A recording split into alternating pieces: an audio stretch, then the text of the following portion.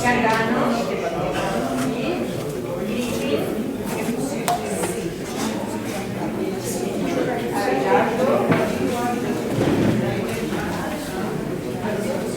María Cristina Díaz. A ver, Veledo, ponga el ejemplo, Veledo. Que ponga el ejemplo. Estoy trabajando para personas más viejas que usted que no. Miravalle, Persiano. Viejas no se Hágalo después. Qué feo ese comentario. me incluyo yo que soy el primer viejo de todos. Jorge Perdomo. El política le quiere que guarde la Verónica Díaz. para usted. María José Borges.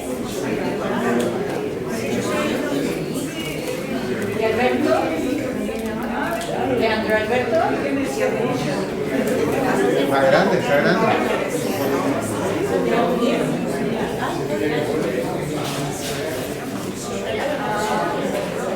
¿A quién le falta el texto que estábamos trabajando? Musac. Vale, José. Tenemos menos gente que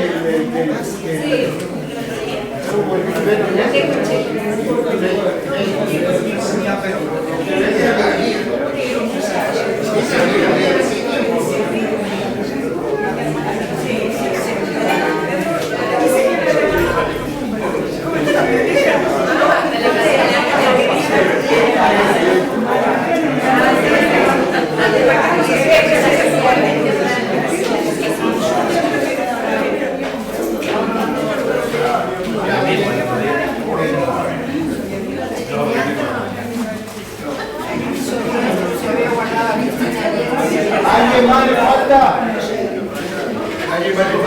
¿Alguien más le falta?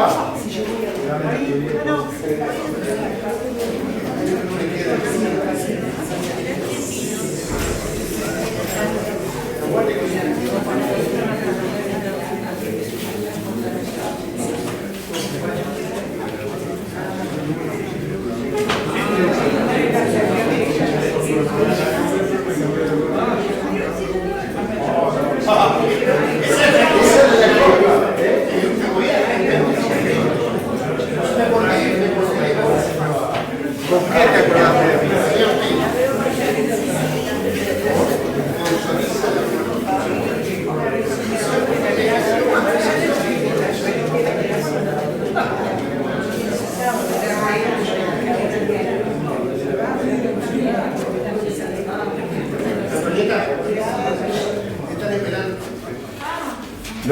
Los discos, los del fondo, ya están integrados.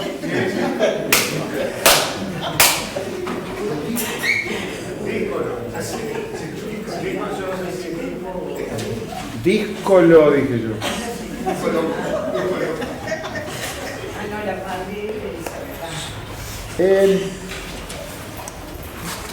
Dos o tres cositas para darle un cierre a la sesión anterior. No son clases, son encuentros, son coloquios, son... Un amigo me dijo que no eran conversatorios porque el único que conversaba era yo.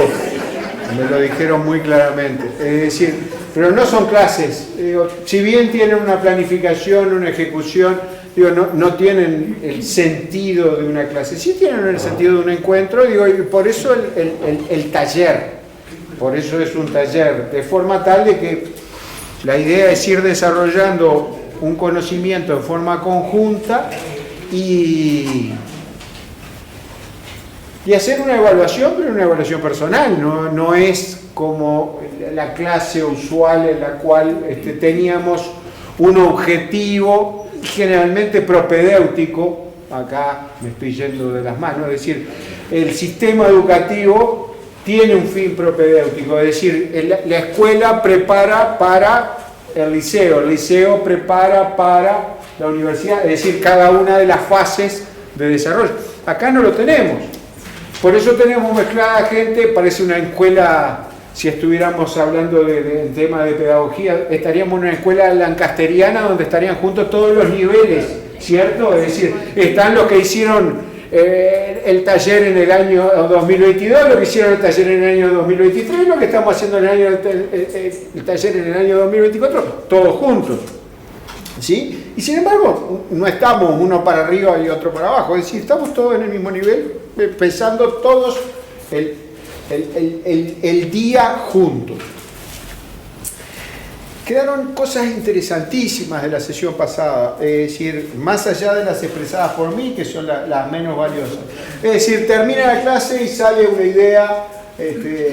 una idea renovadora del norte, salteña, a ver los viejos, es decir, que venga rompiendo con lo usual. Es decir, ¿quién puede ser? Winston, ¿no? Es decir, propone, dice, vamos a grabar la clase. Bueno, vamos a grabar la clase. Dice, eso siempre tiene de cosa buena el hecho de que al docente le permite verse y mejorar en muchos aspectos, ¿no? Y él dice, dice, lo bueno de grabar la clase es que si no vine, si no fui, poderla ver o poderla difundir en otros aspectos. Fantástico. Entonces, tuvimos la colaboración generosa de este sistema que se está poniendo. Si salgo feo, si salgo con arrugas, no lo vamos a hacer. ¿Está? ¿Por qué?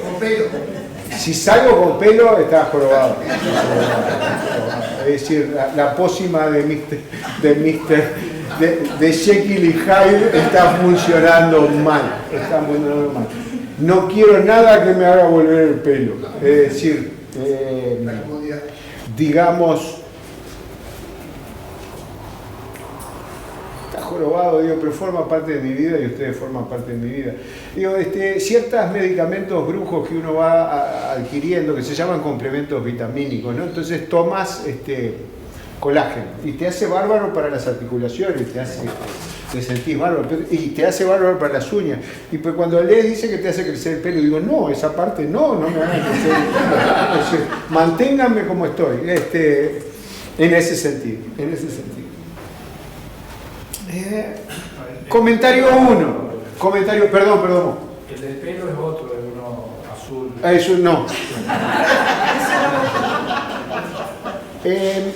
Comentario 1, ese, bueno, fantástico. Comentario 2, y creo que fuiste tú. La señora se está yendo y dice, estoy jorobada. Es decir, hablamos de identidad, ¿cierto? Y de identidades, ¿cierto? De identidades. Y dentro de las identidades, el profesor define que desde el año 2022 viene trabajando con este taller ciertas columnas identitarias de la identidad, ciertas columnas basales de la identidad uruguaya, y dice: el sistema político, el sistema democrático que lograron en el siglo XX, la educación pública y el fútbol le dieron cohesión a la sociedad uruguaya y le dieron identidad a la sociedad uruguaya, de forma tal de que un conjunto de hijos de italianos, de hijos de vascos, de hijos de gallegos, se transformaran a través de la educación pública, con símbolos comunes y con el fútbol, que le daba un sentido de identidad ganadora a nivel mundial, casi nada lo del ojo. Hace 100 años en Colombes la selección uruguaya ganaba una olimpiada de fútbol, casi nada, antes que nuestros vecinos argentinos, antes que nuestros vecinos brasileños, ¿no? Al punto que en el 28 los vecinos argentinos dicen, bueno, si fueron estos y ganaron y nosotros estamos en competencia con ellos, vamos nosotros y también jugamos. Y van a Ámsterdam y a la final llegan uruguayos y argentinos. Y juegan una primera final y terminan empatados, y juegan una segunda final y la gana Uruguay. Y entonces, entre 24, 28, el 30, Uruguay organiza un mundial, construye un estadio. Un escaso construye un estadio, diseña y construye un estadio. Y no solamente eso, sino que van y lo ganan, el mundial. Y se lo ganan en la final a los argentinos.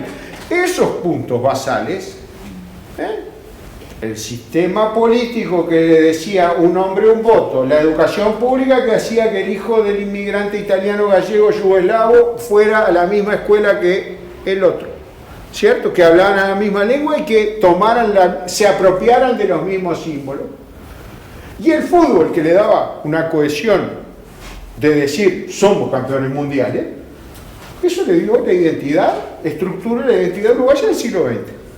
Deterioradas las tres, lo leíamos en Fernando Díaz Plaja, deterioradas las tres a lo largo del siglo XX, el sistema democrático atado con alambre, la economía tembleque, la educación pública, tengo varias maestras por acá, ya jubiladas, por lo tanto pueden ejercer su derecho de opinión, y el fútbol no ganando en las canchas. Aún así, en el siglo XXI, el Uruguay encuentra un dinosaurio y le pone Celeste de nombre, Udelartitán Celeste. Y la señora termina la sesión y dice, estoy jorobada. Es decir, no me gusta el fútbol, no me gusta el candombe. ¿Fueron sus palabras? Fueron sus palabras. Pero yo me tenía que retirar al médico.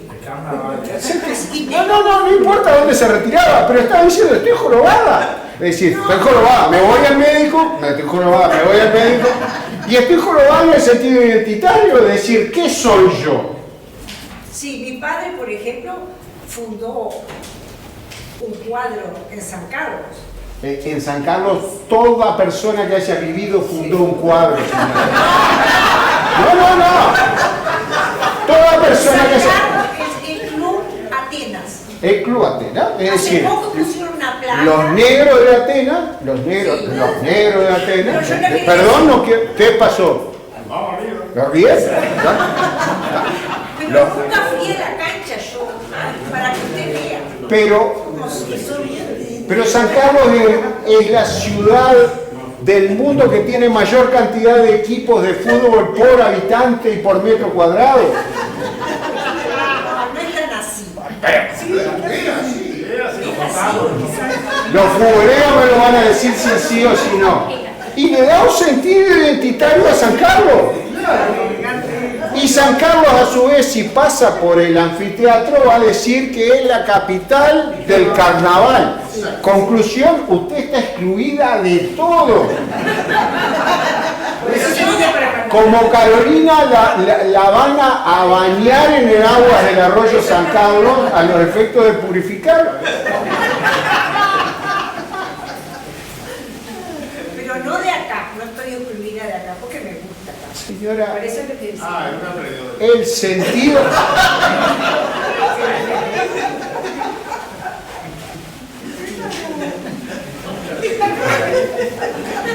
Hago una pausa y continúo.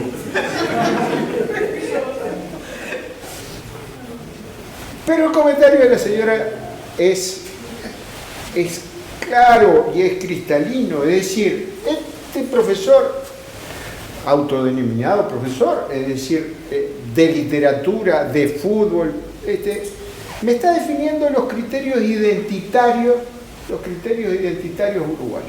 Entonces, yo voy a arrancar con una imagen con la que arranqué en el autorretrato de la semana pasada. Es decir, que es, cuando tú quieras, cuando tú quieras. Ahí está. Y ahí está el tipo, ¿no? Es decir, soy yo indudablemente, con más pelo en otros lugares. Es decir, no me veo a mí mismo, por lo tanto a veces puedo estar sin bigote o con bigote, me da exactamente lo mismo, pero soy yo. Y me siento muy identificado al punto que creo que forma parte de mis redes esta foto, ¿cierto? Tus charlas tienen que ser más interesantes que la atención que le puedan prestar a este aparato durante 10 minutos, ¿verdad? Entonces, digo, eso es lo que tiene que tener esta charla. Digo, acá estoy yo, en el living de mi casa, y atrás, es decir, esta foto la elegí yo, para que me representara, es mi criterio identitario. Soy yo con una cara con la cual me siento identificado en el living de mi casa, con una camiseta que me queda muy cómoda, con el bigote torcido, no importa, ahora no lo tengo, y con un cuadro atrás. El cuadro que está atrás es un cuadro de Plinio Rinaldi, que se llama El Piroro. Que supongo que el Piroro, en algún momento lo conversé con él, pero después no volví al tema. El Piroro debe ser este personaje que está acá, ¿cierto? que está rodeado de todo un conjunto de personas que a mi nieto le llaman bastante la atención, los vestidos que tienen y demás.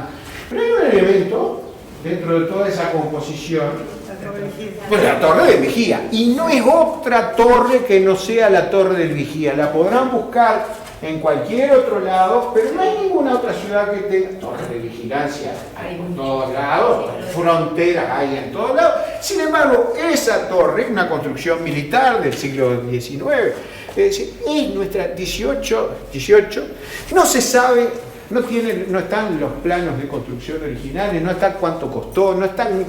Es decir, los archivos de Maldonado fueron expoliados durante las invasiones inglesas y de eso no quedó absolutamente nada. Sin embargo, ese es mi símbolo de identidad. Es decir, yo como fernandino me siento identificado con esto. Los carolinos aquí presentes, ¿con qué se identifican? Yo con el Puente de la Baña. El Puente de la Baña, perfecto. Pero no es lo usual. No es lo usual. Los carolinos en general me van a decir la iglesia.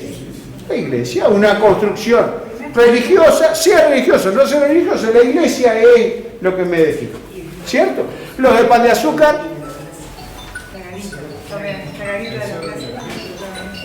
y tengo el cerro es inamovible. Los de Piriápolis andarán eligiendo algún lugar entre los cerros o podrán elegir alguna cuestión de Piria, ¿cierto? Fantástico. Los de Punta del Este, ¿cuál es el símbolo de identidad? ¡Ah, qué modernos que son! ¡Qué modernos que son! Es decir, ¡qué modernos que son! Es decir, una construcción de la década del 80, una construcción de la década del 80 es la que identifica los puntaesteños. 80 años, en 40 años la identidad de Punta del Este pasó del faro a la aduana a la mano, es decir, construida por un chileno y Razábal en 1982. Aquí tengo escrito que era en una reunión internacional de escultura moderna al aire libre en Punta del Este, ¿cierto? Y entonces ustedes recorren las páginas, grupos de excursión que se sacan fotos en los dedos porque cola. Prefiero que se saquen fotos acá que se saquen fotos en el Conrad, que también se sacaban fotos en el Conrad, como para decir estuve en Punta del Este. Diga usted. El San Rafael era un patrimonio y eso fue lamentablemente extinguido. El molinito de la cancha de Punta del Este. El molinito de la cancha de Punta del Este. ¿Cómo no? Es decir, cada uno tiene. Pero ve señora, no toda la identidad pasa por uno, es decir, hay cosas que las eligió otro, es decir, pero de fotos fotos de la mano, todas las que ustedes quieran, ¿no? Fantástico. No es la única mano que hay en el mundo. Esta es de Puerto Natales. Esta es de Puerto Natales en Chile. Bastante más fea, bastante más duro los dedos, ¿cierto? Bastante más duros los dedos. Van a ver a unos monos colgados que son mi familia, porque fuimos a repetir la foto que todos se van a sacar. La foto que todos se van a sacar en los dedos la repetimos ahí, es decir, incluso con una selfie del profesor, ¿tá? Nos sacamos una selfie.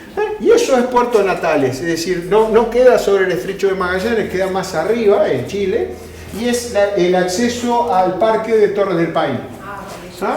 El acceso al parque de Torres del Paine, por eso uno va ahí. Sin embargo, no es el símbolo de identidad de Puerto Natales, que verdaderamente no lo sé, pero el lugar más fotografiado es este, donde están las letras que dicen Puerto Natales, y hay un milodón, un mamífero que encontraron ahí, ¿cierto? Que está representado en una... Y ahí es donde se saca la foto la gente, decía, aparte de estar mi familia acá y otra familia ahí atrás. Es decir, es imposible encontrar al milodón solo para sacar una foto, a menos que te levantes a las 7 de la mañana, ¿cierto? Con un frío austral que te mate, y para ir a sacar una foto al milodón y te dicen nada.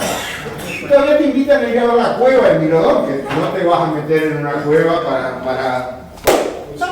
Es decir, los elementos identitarios no son necesariamente los que nosotros hayamos elegido. Es decir, mi Torre del Vigía creo que fue unánime, ¿cierto? Es más, me paro acá ahí donde está el Mautone, un poquitito para acá, y veo en línea hacia la Torre de Vigía y a las torres de la catedral. Y sé que estoy en Maldonado. No tengo forma de agarrarme, estoy en Maldonado. ¿Sí? Bien. No sé qué viene después de esto. Godzilla. Bueno, es más, les mostré un libro, El Uruguayo y los 7 pecados originales, los 7 pecados capitales, y Díaz Plaja, vecino de acá de Punta del Este, español, para identificar al Uruguay, puso un mate. Y capaz que alguno me dice, nunca tomé mate. Es decir, un compañero arquitecto me dice, yo no pasé por la facultad de arquitectura, no sé jugar al truco, no fumo y nunca tomé mate. ¿No? Y sin embargo, todos sus compañeros entregando las láminas, fumaban, tomaban mate y jugaban al truco. ¿Cierto? Uno blanco. La bombilla brasilera. La bombilla brasileña y la yerba hasta parece brasileña también, ¿no? La yerba hasta parece brasileña con ese verdor tan característico. Como fluorescente. Identidad. Es decir, ¿qué nos identifica? Y ahí sí, ahí voy a mis egresados. García Canclini nos dice, la identidad es una construcción que se relata. La identidad es una construcción, un constructo, ¿sí? Se va construyendo la identidad. ¿A través de qué? Del relato. A mí me formó, muy probablemente, la generación anterior, mi madre, mi padre, mi entorno, mi calle Ituzaingó, mi Las Delicias, mi Porvenir, el cuadro de Baifur en el que jugaba, 33 el otro cuadro, el Atlético al cual seguía, el Sigla Peñarol que seguía con... No, mi padre seguía defensor si andaba bien, seguía defensor mi padre. Y el contacto con esa gente fue la que fue formando mi identidad. ¿A través de qué? A través del relato que uno va recibiendo. ¿Es fácil arreglar la guerra en la ex Yugoslavia? No es fácil. Los americanos pragmáticos, como siempre, un día dijeron, bueno, vamos a sentarnos en la mesa de negociaciones y vamos a resolver entre bosnios y serbios el tema este. De bosnios, serbios, croatas, macedonios ¿sí? Y no es fácil. No es fácil porque para ponernos de acuerdo, lo primero que tenemos que hacer es que tu familia devuelva los impuestos que mi familia pagó durante siglos para mantener la fe católica. Porque si te pasabas a la fe musulmana mientras estaba ocupado el territorio por los musulmanes, podías entrar en la administración pública y no pagabas el impuesto para tener la fe católica. Entonces sí, pero ¿y eso quién se lo transmitió al negociador que se sentó en esa mesa? Se lo transmitió su mamá, se lo transmitió su abuela. Las persecuciones raciales y religiosas es un relato. Es un relato que va construyendo la identidad. Me olvidé el otro día de Sochi, ¿cierto? En Sochi viví una de esas noches de festejo con mis hijos después de que Uruguay le hubiera ganado a Portugal y lo hubiera mandado para la casa. Es decir, no había portal de prensa argentino que no anunciara esa tarde que se podían cruzar Messi y Ronaldo en la semifinal, en cuartos de final, ¿cierto? Se van a cruzar Messi, pueden cruzarse Messi y Ronaldo.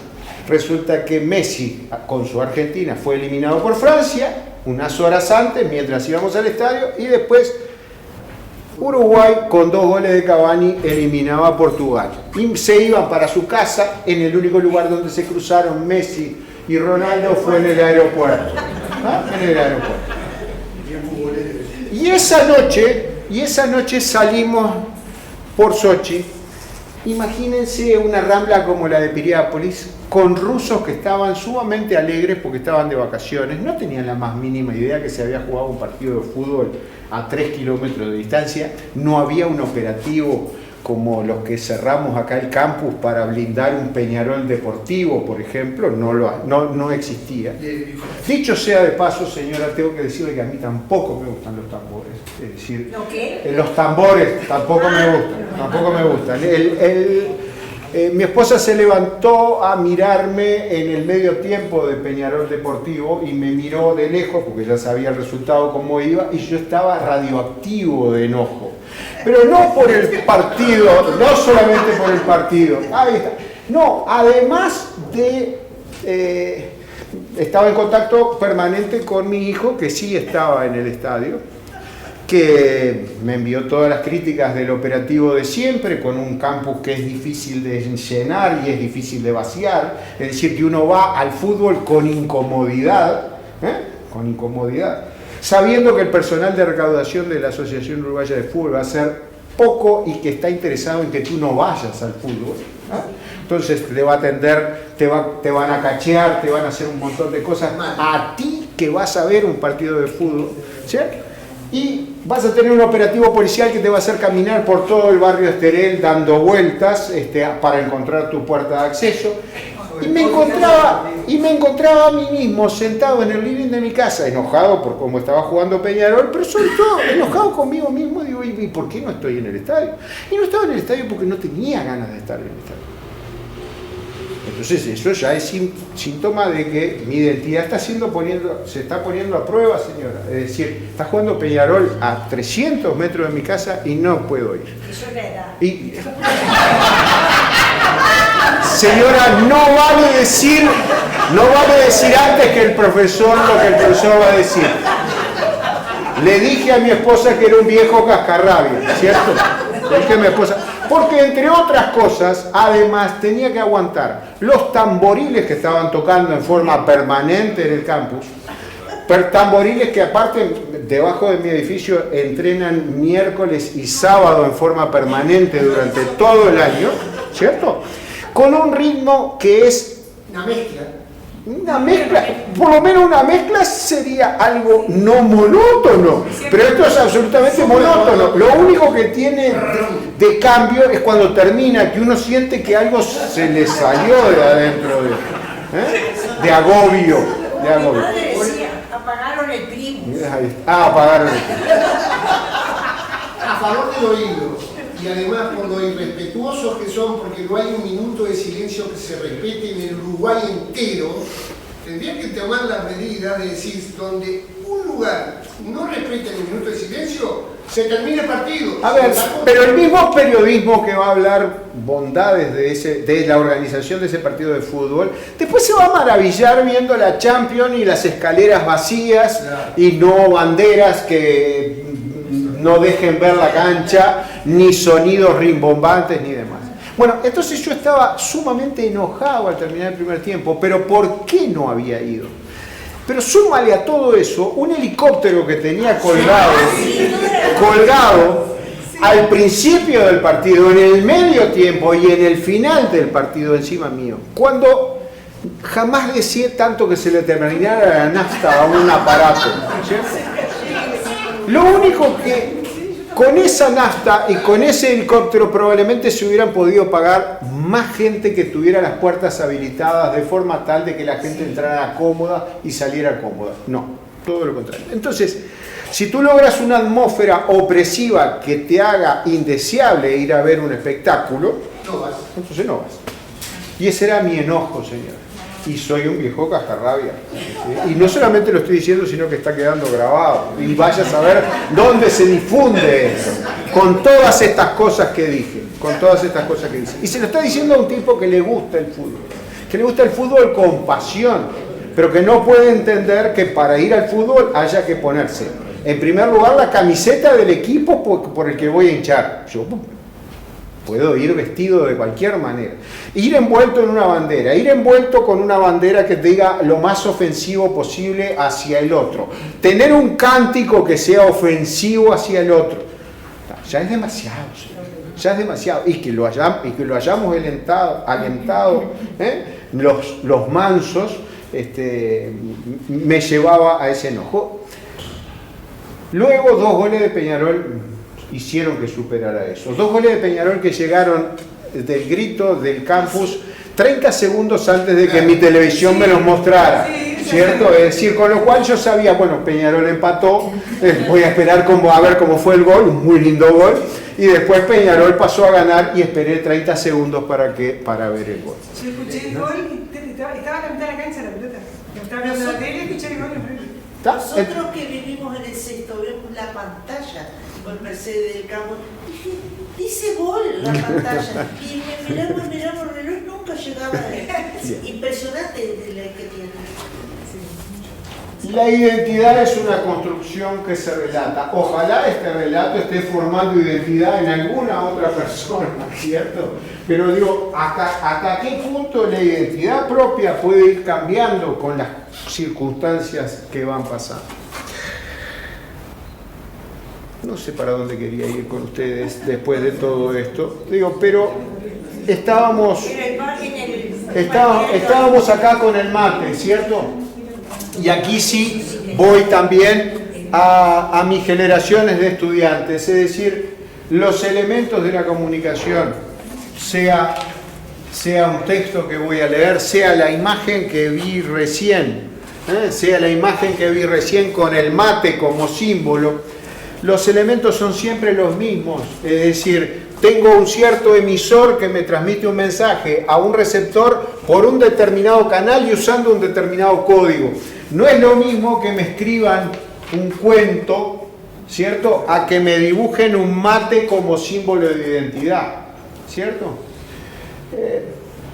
Inclusive para reforzar estos aspectos identitarios. Finales del siglo XIX, un señor llamado Luis Lorenzo Domínguez, político, escritor, embajador argentino, fue embajador argentino en Estados Unidos, en el Reino Unido, en Brasil, es decir, en lugares importantes para un argentino, escribe unos versos que dice: cada comarca en su tierra tiene un rasgo prominente. ¿Sí? El Brasil su sol ardiente, Minas de Plata el Perú, Montevideo su cerro, Buenos Aires patria hermosa, tiene su pampa grandiosa y la pampa tiene el ombú. ¿Está? Es decir, rasgo identitario de Montevideo, cerro, escudo de Montevideo, el cerro. Nos gana por poco a Maldonado como escudo más antiguo del país, pero lo modifica el cerro. Lo modifica el escudo de Montevideo, por lo tanto Maldonado tiene el escudo más antiguo del país, ¿sí? Porque el escudo original colonial montevideano decía: Castilla es mi corona, y sin embargo el escudo republicano de Montevideo va a tomar una divisa artiguista, ¿cierto? Va a tomar una divisa artiguista, y entonces Maldonado es el único escudo que permanece desde la época colonial. El nuestro es el de la ballena, con las torres almenadas en un mar levemente agitado y un ancla. Se hablaba de cambiarlo hace poco, ¿no? Dios permita. No, ese desatino. Y bueno, es que las cosas cambian. Cada comarca en la tierra tiene un rasgo prominente. Es decir, y bueno, sí, la otra estaba bien. Acá me siento un iluminado. ¿Sí? ¿Molesta? No. No es por usted, por la afirmación. Que salga clara. Nunca sé si responderle o no responderle. Con las mujeres no se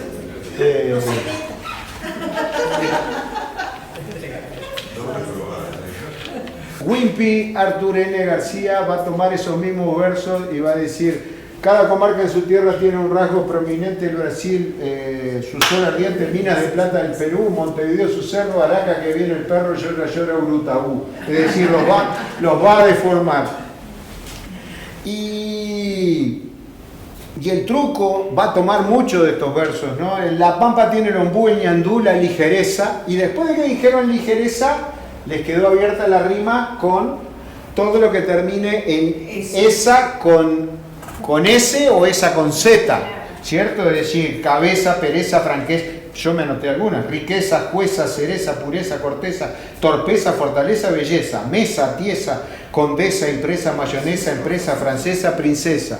Entonces tú dices, la pampa tiene el ombú, el ñandú, la ligereza, y tengo un bicho en las casas que tiene flor de cabeza. ¿Está? Y entonces ya dijo que tenía flor. Ya tiene. Hay cosas peores, es decir, está el... Capaz que no le gusta el truco tampoco. Había un falso piropo de camionero o de obrero de la construcción, es decir, que decía, la pampa tiene el ombú y el ñandú su ligereza, y después de que dejaste abierto eso, dice, y no te hagas la fina rubia que no dejas títere con cabeza. ¿Está? Es decir, por lo tanto, digo, pero el punto al cual quería llegar era contestarle a la señora, decir, no siempre lo que me dicen que me identifica es pro. Si me hubieran dado un nombre para ponerle al dinosaurio, le hubiera puesto otro nombre, probablemente, ¿cierto? ¿Sí o no? Udelartitán celeste, ¿cierto? Y bueno, si me dan un símbolo para elegir de Punta del Este, de pronto elijo otro. Pero hay cosas que no las elijo yo, las elige la excursión donde para. ¿Ah? Y la excursión donde para está porque en la excursión anterior le dijo, te tenés que ir a sacar la foto ahí. Porque si no te sacas la foto ahí es como si no hubieras estado. Ah, si fuiste a París y no volviste con una foto de la Torre Eiffel, ¿dónde estuviste? ¿Ah? ¿Dónde estuviste? Y tenés determinadas fotos que están metidas adentro de tu cabeza. Si voy a Roma, ¿dónde voy? Si voy a París, ¿dónde voy? Si voy a Londres, ¿dónde voy? Si voy a Nueva York, ¿dónde voy? ¿Ah? Te cambian, pero no cambian tan rápido como cambian en estas sociedades nuestras aluvionales. Un compañero me dijo, hoy tenemos varios salteños, pero el compañero me dijo que había vivido varios años en Salto y que tenía hijos salteños. La pregunta es, ¿se es más rápido salteño o fernandino? Para ser salteño de raza, de repente necesita tener un padre salteño, vaya ustedes a ver. ¿Es lo mismo entrar en San Carlos que entrar en Maldonado? Probablemente no, probablemente no. Es decir, y esas son cuestiones que tienen que ver con esos criterios identitarios de los cuales estamos hablando. Todavía no entramos. Digo, esto que estoy haciendo es simplemente, a ver, ciertas cosas que nos podían haber quedado planteadas de la sesión pasada, por llamarlo de alguna manera, y que a veces me quedan dando vueltas en la cabeza y que forman parte a nivel de didáctica. Hoy por hoy se habla de la deconstrucción, es decir, ¿qué fue lo que hiciste entonces? Deconstruir, tomar los bloques de construcción y ponerlos así. La única vez que pedí la deconstrucción de un postre chajá en un restaurante, vino un plato que era un postre chajá no resuelto, es decir, estaban todos los aspectos ahí arriba, pero que se parece mucho a las primeras tortillas que yo empecé a hacer sin saber las tortillas, es decir, las podría haber presentado como, esto es una deconstrucción de una tortilla, es decir, tenía todos los elementos, tenía los zapallitos, tenía el huevo, tenía esto, tenía pero no te había quedado una tortilla, ¿cierto? Perfecto, pero estaban todos los elementos ahí. Bueno, lo que estoy haciendo yo es esa deconstrucción que yo hice y bueno, ¿y con qué me encontré? Me encontré con algunos elementos que yo creo que había que terminar de atar. Sobre todo, considerando esta escuela lancasteriana que tenemos, que tiene generaciones de alumnos avanzados, alumnos medios, y los del fondo, esta imagen,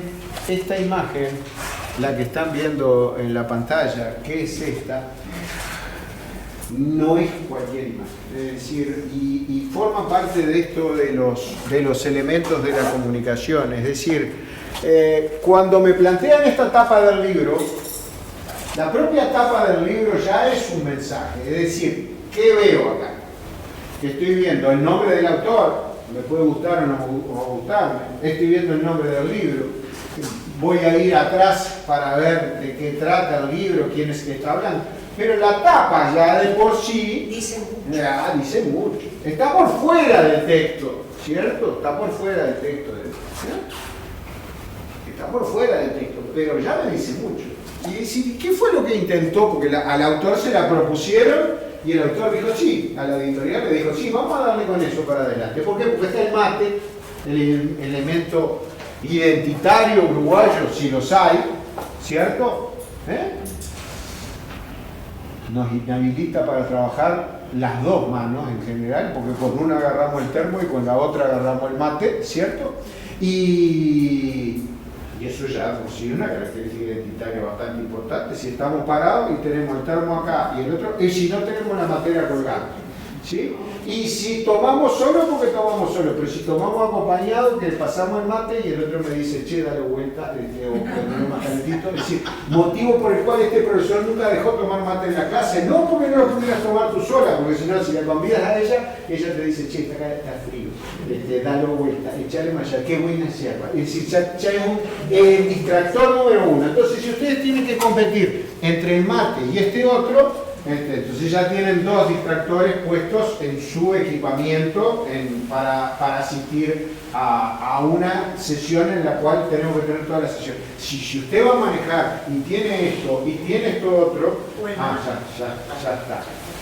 ¿Y el mate? No, si en vez de bebe no maneje, no mire el mensaje, no tome mate, ¿cierto? Y trate de mantenerse en la vida. Aldo Cervantes. No es lo mismo, No es lo mismo, pero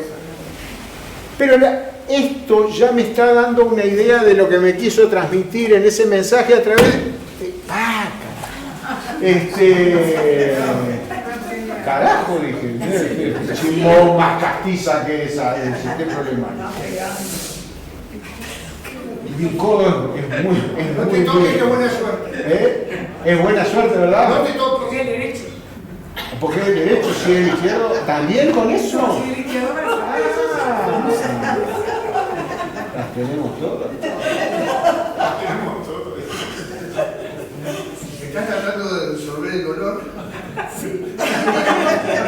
tenemos dicho Todo lo siniestro, y lo izquierdo es siniestro, es decir, corresponde a otra área, ¿cierto? Les dije que era un coleccionista de cuentos, digo, también de cábalas, no necesariamente las tengo que seguir, pero las escucho, las aprecio y las tengo ahí. La de tirar la sal, por ejemplo. La de tirar la sal es un conjuro, es un conjuro que atrae la mala suerte. ¿Sí? ¿Por qué?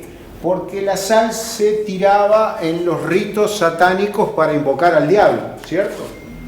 Y tú hablaste del izquierdo, es decir, cuando se te cae la sal y se te viene la mala suerte encima, ¿cómo haces para conjurar eso?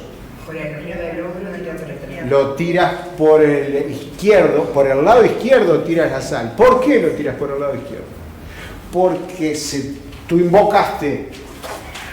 invocaste al diablo al tirar la sal. ¿Y el diablo por qué lado se te va a acercar?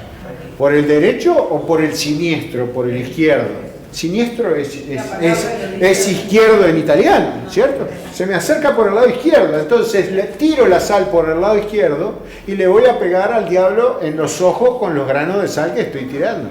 Que es otra forma de tirar la sal también, no deja de serlo. Pero sin embargo voy a rechazarlo y con eso me saco la mala suerte de encima. Tengo acá una imagen que me está transmitiendo un mensaje en un código que no es un código escrito, que es un código visual, ¿cierto? Y está usando un mate y está usando un dibujo abajo. Si entiendo el contexto, y otra vez me pegué, pero en el otro, no, el derecho, me estoy pegando en el derecho siempre. No Es decir, cercarse. voy a tratar de ir por el otro lado. Voy a tratar de ir por el otro lado. El receptor debería estar entendiendo el mensaje que estoy recibiendo si está en el contexto adecuado de esa comunicación. ¿Y cuál es ese contexto? Y el contexto es particularmente este. ¿Vieron este dibujo que está acá? ¿Sí? Es este dibujo que está acá en la tapa del libro, ¿sí? Que tiene el mate en lugar de esta imagen central. Esta es la tabla de los 7 pecados capitales del Bosco, que está en el Museo del Prado. Es una obra de arte del principio del siglo XVI. Tiene una particularidad, es una mesa, ¿cierto? Es una mesa. Las medidas justas son 120 centímetros por 140 centímetros. En lugar de estar hecha con madera noble, de roble y demás, está hecho con madera de chopo, con madera de álamo, ¿cierto? Más liviana. Porque probablemente fuera pensado como mesa, con un fin didáctico, de enseñar cuáles eran los pecados capitales. Entonces, en el centro de la imagen hay una figura de Jesús, ¿sí? Y abajo dice, cabe, dominum videt. Cuidado. Dios te ve, Dios te está mirando, ¿cierto? Es decir, esa es, y la forma que el Bosco le da, Hieronymus Bosch, el Bosco, apodado, castellanizado, Hieronymus Bosch. Creo. Es decir, veo una pupila, en la pupila está la figura de Jesús como varón de los dolores, es decir, con las heridas de la crucifixión, y dice, cabe, en latín, ¿no? Cuidado, Dios dominum videt, Dios te ve. Eso en la imagen en el libro fue sustituido por el mate, ¿cierto? Y dispuestos alrededor, en corona, están los 7 pecados capitales. Los 7 pecados capitales. Y 4 imágenes, una que representa, esta que representa el infierno, es decir, a los que no cumplan estos preceptos, se van a ir al infierno.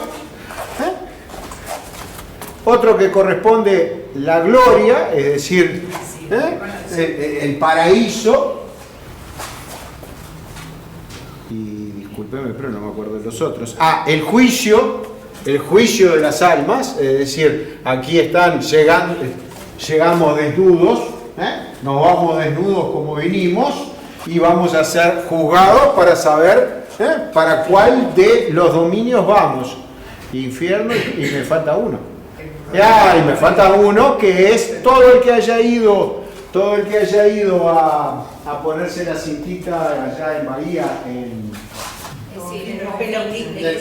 más lejos, en Bonfín.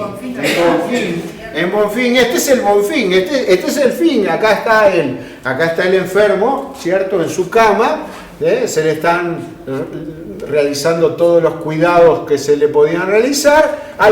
Está la muerte, no sé si se llega a ver, después lo van a tener en su casa para verlo. Está la muerte, con una pica que se lo va a llevar. Hay un demonio, y encima de la cabecera de la cama hay un ángel y un demonio. Está terminando la Edad Media, estamos entrando al Renacimiento, pero esas son las ideas, ¿sí? Pero en Bonfín está clarito, es decir, si entro en Bonfín tengo la muerte del justo de un lado y la muerte del pecador. Creo que me quedé mirando la muerte del pecador por esas cosas que uno tiene. Es decir, a la derecha no me acuerdo cuál cita. Es decir, está la muerte del justo y la muerte del pecador. La muerte del justo, que vienen a buscar su alma para llevarlo al paraíso, y la muerte del pecador, que va al infierno. Y el infierno, que el Bosco lo retrata bravísimo, ¿no? Es decir, con cada uno de los pecados, acá en la cama, la lujuria, donde están los amantes, tiene unos perversos, no espero que se vea desde ahí, pero después lo vas a tener en tu teléfono, unos perversos animales que lo están atacando, La gula tiene un señor al que le están dando de comer hasta que reviente. Este señor no sé qué lo hizo, pero está con la cola para arriba. Pero hay una monja, ¿no? No la veas como monja, sino que piensa en el atuendo de principios del siglo XVI, ¿cierto? En el atuendo del principio del siglo XVI, porque ahora vas a ver muchos atuendos así. La avaricia los están haciendo hervir en una olla con monedas, es decir, un castigo para cada uno. Un castigo para cada uno. Recuerden Dante en los círculos del infierno y cada uno de los castigos. Cada uno de los castigos. ¿Y no hay un intermedio entre el cielo y el Acá no. purgatorio? Acá no. Acá no. Acá. Casi preocupado. Pelero, está tratando de negociar. Está tratando de negociar, de decir. Si puede ser en cuotas, es decir. La eternidad no será muy larga.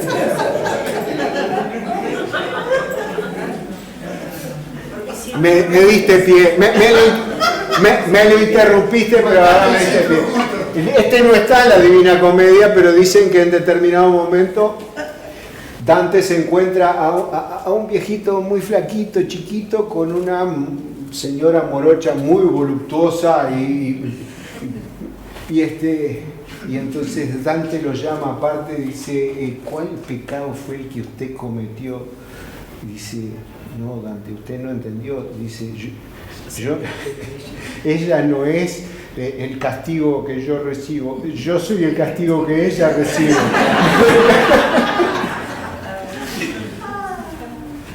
Sí. Me había quedado colgado. Bueno, lo cierto es que en esa mesa, ¿saben quién fue el propietario de esa mesa? Felipe II. ¿Saben quién es Felipe II? Rey de España, el que va a escribir la Real Cédula en 1564, en la cual aparece el nombre Maldonado como lugar geográfico. Bueno, en alguna de las dependencias del Escorial, Felipe II tenía este cuadro que luego fue mudado durante la Guerra Civil para protegerlo y ahora está dentro de las colecciones del Prado. Dispuestos alrededor de ese cuidado, Dios te mira, están dispuestos los pecados capitales, ¿cierto? Y si ustedes recuerdan, habíamos visto volvamos atrás. En un lugar muy destacado, porque pensémoslo desde el punto de vista de mesa, ¿cierto? La mesa, bueno, se puede mirar desde cualquier lado. Yo puedo girar alrededor de la mesa e ir viendo los pecados. Pero hay un orden porque las figuras están verticales en este sentido, ¿cierto? Hay una arriba y una abajo. Y hay lecturas que solamente se leen en este sentido. Por lo tanto, este de acá es el más destacado de todos. ¿Cuáles son las lecturas? Acá hay unas inscripciones, no sé si las llegan a ver, están en latín, ¿cierto? Como cintas. Esa de arriba dice, porque son un pueblo que no tiene ninguna comprensión ni visión. Si fueran inteligentes entenderían esto que estás viendo, ¿cierto?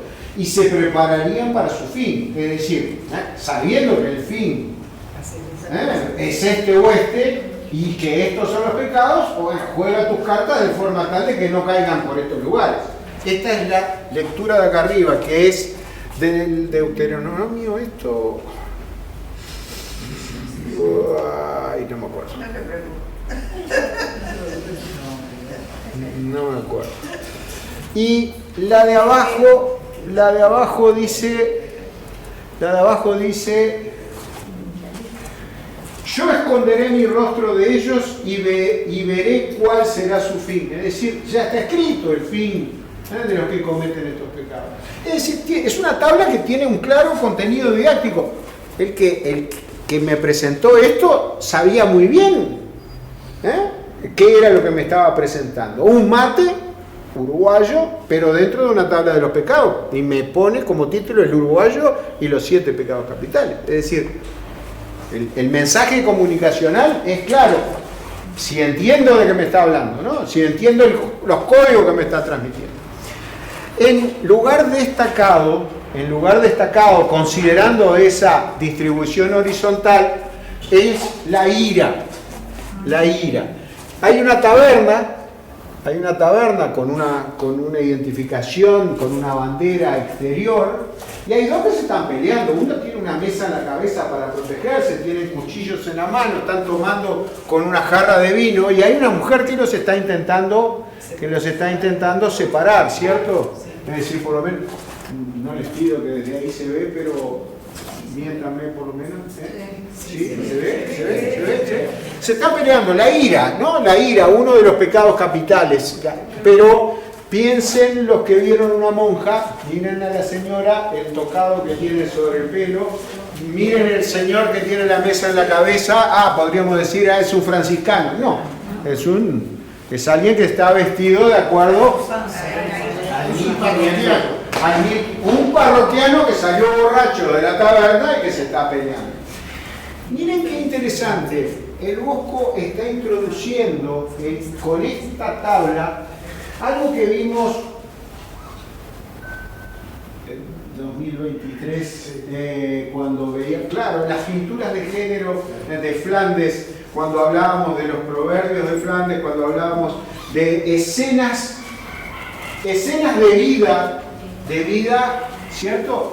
Es decir, ¿está representando aquí el Bosco a algo que tenga que ver con la fe? ¿Está representando un paisaje? No, está representando gente de su entorno, vestida como se solía vestir. Entonces aparece a partir de este punto esa pintura que se denomina, Diderot la va a llamar mucho tiempo después, pintura de género. Es decir, ¿qué está describiendo? Está describiendo una taberna, está describiendo un salón.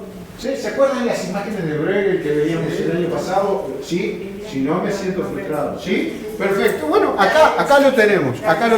Ahí le hablé a los avanzados.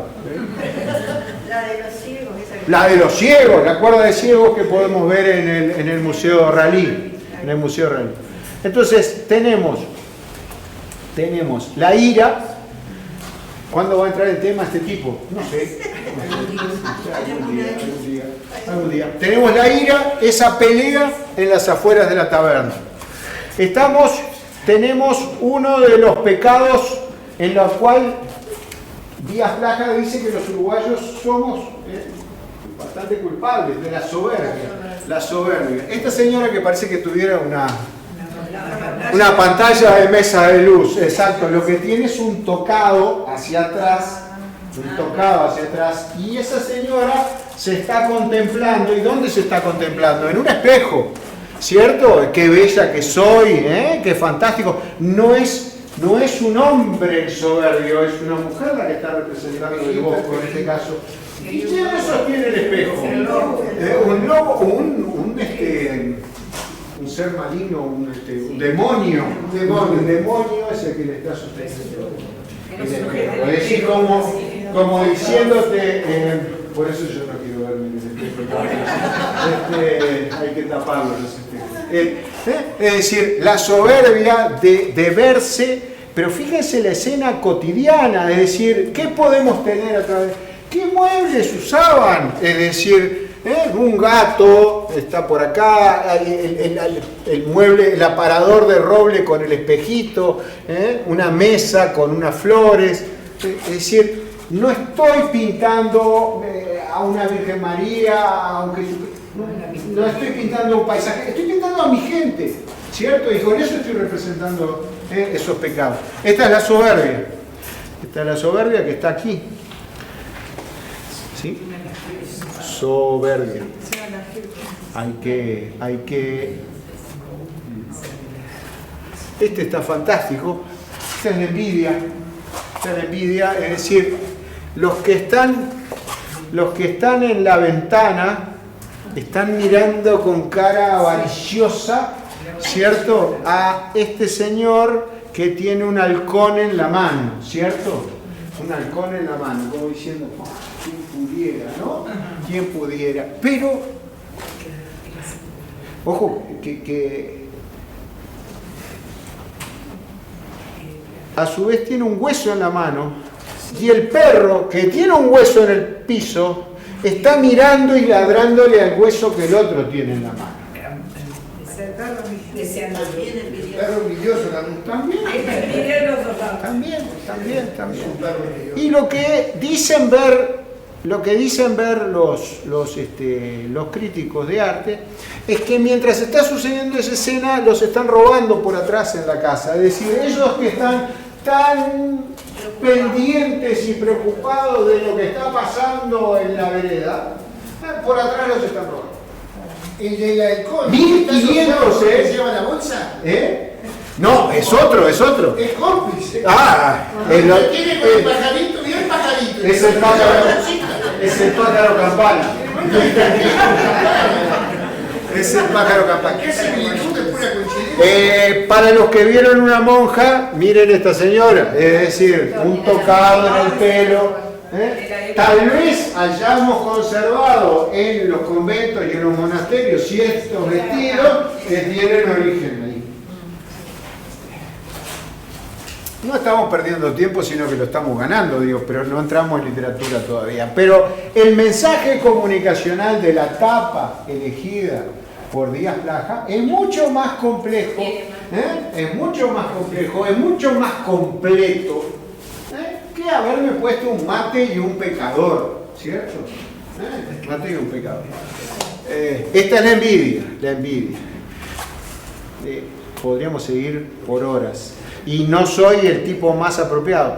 ¿Qué tenemos ahí?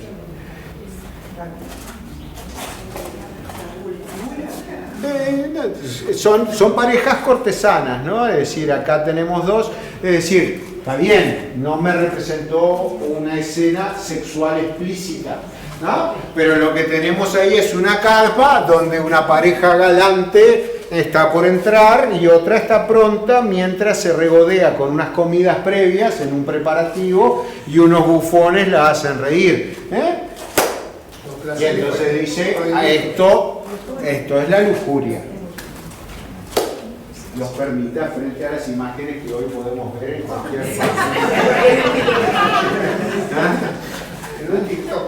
En un TikTok ni te digo.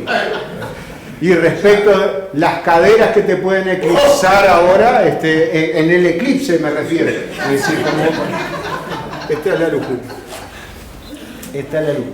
Una pareja cortesana en una carpa en el medio del campo y dedicadas a los placeres de la carne. La asidia, esta me costó bastante trabajo. Asidia es pereza. Y asidia es pereza. Y acá tienes una doble imagen. Es decir, está cabeceando, diríamos nosotros, ¿no? Está en el sillón, delante del fuego, dedicado a nada, o tiene la almohada bien acomodada, y es un clérigo que no está realizando sus oraciones. Y la fe le viene a reclamar que se dedique. Nosotros uruguayos tendríamos muchos otros símbolos para representar la pereza, ¿cierto? Bueno, si van a casa. Yo primero que nadie, si van a tu casa, que no te gusta el fútbol, que no te gusta el candombe, Que no me gusta cocinar. que no te gusta cocinar, te gusta venir acá nada más, Y eso porque cruza. Esta es una construcción muy interesante, esta es la avaricia. Este es un magistrado que está dictando justicia, pero está recibiendo de la bolsa de este y de la bolsa del otro que le está poniendo por atrás, ¿cierto? en una vieja y querida coima. Siglo XV, ¿Ancestral o el siglo XV? siglo XV. Hay un dicho latino, pero traduzco al castellano: nada nuevo bajo el sol. Nada nuevo bajo el sol. Es decir, está recibiendo la dádiva, está recibiendo la dádiva por detrás. Sancho, si debieras torcer la vara de la justicia, que no sea por el peso de la dádiva, le dice Don Quijote a Sancho en sus consejos. Ya lo tiene muy claro. Lo tiene muy claro, y eso es bastante posterior. Y este es el magistrado que está impartiendo justicia y está escuchando una de las partes y recibiendo del otro lado. Probablemente puede estar recibiendo hasta de los dos lados. Este es clarito, ¿no? Está clarito el gordo con el niño gordo. Fíjense, el niño que le está reclamando, mientras le traen más comida, mientras se asan unas Que nunca falta. un farsurter, un embutido, una salchicha, ¿cierto? La gula. Es decir, pero ¿qué es lo que nos representa? ¿Qué es lo que nos representa el Bosco? Con imágenes de la vida cotidiana, con su gente, con sus muebles, con sus comidas. El pollo es perfectamente reconocible, la salchicha es perfectamente reconocible.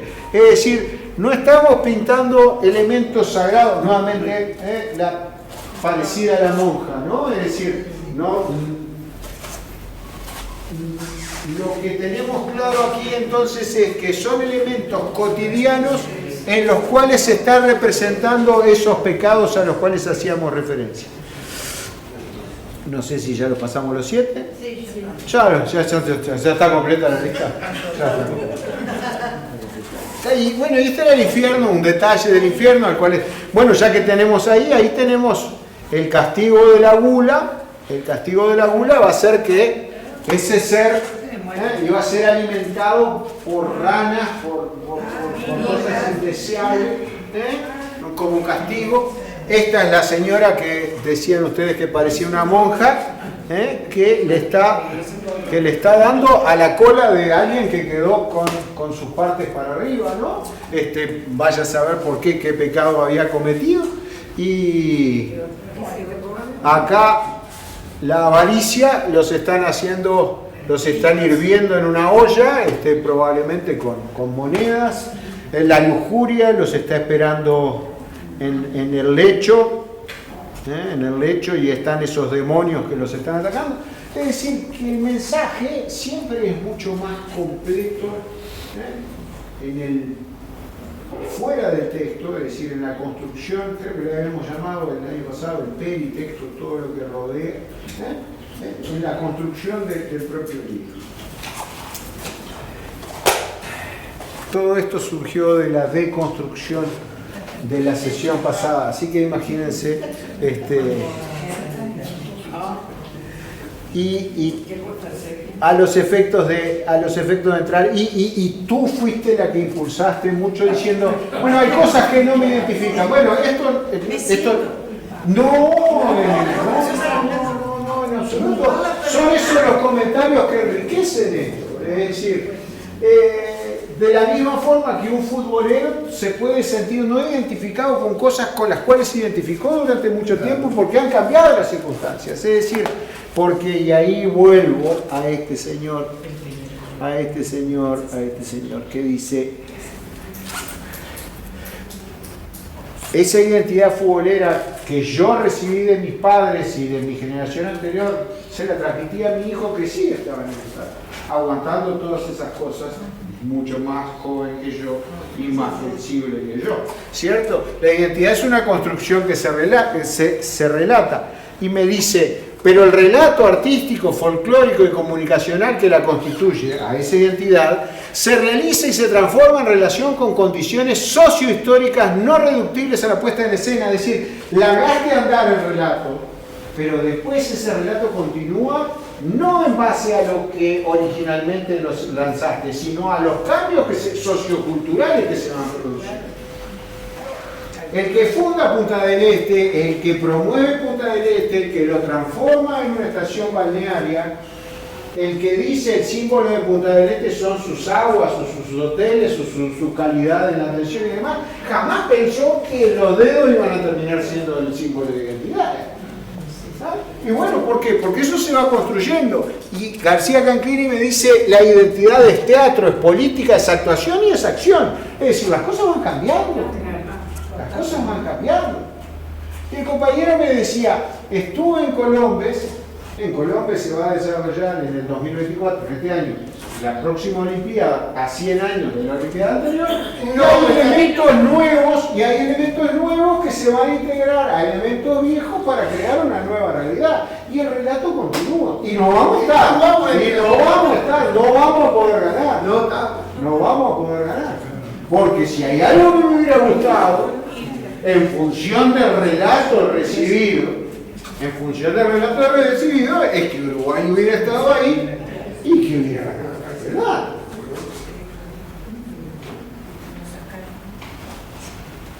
Pero el compañero me decía, se están integrando elementos viejos con elementos viejos que vienen del siglo anterior. Acuérdense, los que veníamos acompañando esto, los barracones en los cuales se alojaban los atletas para las Olimpiadas de 1924.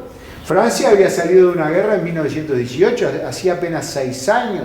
En las fotos de los barracones se veían los cuidadores tullidos, es decir, con una pata de palo, es decir, sin una pierna, porque eran heridos de guerra.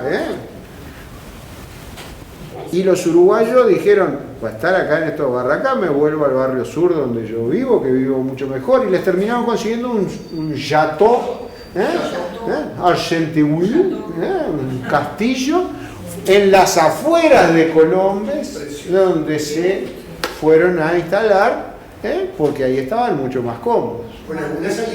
Con alguna salida, y sobre todo que la Olimpiada se desarrolla antes que los Juegos, entonces, el campeonato de fútbol se desarrolla antes que los Juegos, entonces cuando los uruguayos son campeones, que son ídolos, los Juegos recién se están desarrollando, entonces bajan luego a París y triunfan en la noche parisina. Los que habían triunfado en las canchas también triunfan en la noche de París. Y se transforman también en símbolos. La verdad es que dijeron campo de concentración. Dijeron, los jugadores llegan a decir que estaban aislados, que en esas condiciones no podían estar. Es decir, muchachos que venían de un Montevideo y de extractos sociales que no eran. Pero se encontraban que en esos lugares no podían estar. Entonces los dirigentes uruguayos, que había gente y muy valiosa, dentro de ellos los compañeros me consiguieron un libro del diputado del Estadio de San José, Castro Martínez Laguarda, que acompañaba a la delegación. Castro Martínez Laguarda les consigue alojarse en un chateau donde transcurre todo. Y ahí está uno de los Valle, que era corresponsal del diario El Día para transmitir, y los iba a visitar. Estaba Quijano, que después va a ser el director del semanario Marcha, que escribe una crónica de Argenteuil, de donde estaban alojadas la concentración. Y estaban los franceses que también iban a ver a esos muchachos que estaban ganando en el fútbol y que tenían unas costumbres bárbaras de prender un fuego y poner unos pedazos de carne encima de unas rejas que habían conseguido y comerse esa carne. Fíjese qué cosa. Y bueno, y los periodistas franceses escriben, los periodistas uruguayos escriben, y empieza a generarse una literatura de fútbol. Una literatura de fútbol que ya la atacábamos por acá en estas fotos. Ese soy yo y sigo siendo yo. Qué cosa más horrible. Acá. Una literatura de fútbol que aparece aquí, que esto fue un hallazgo que estuvimos trabajando.